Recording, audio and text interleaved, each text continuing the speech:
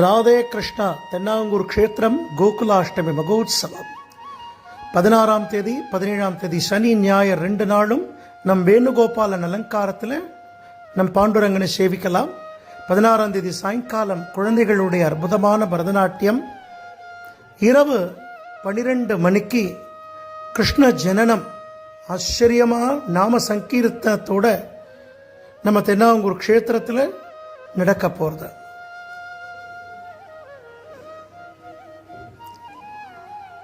பதினெட்டாம் தேதி திங்கட்கிழமை பின்னை மரக்கண்ணன் அலங்காரம், மரத்து மேலே கண்ணன் உட்காண்டு வேணு கானம் வாசிக்கிற மாதிரியான அற்புதமான அலங்காரம்.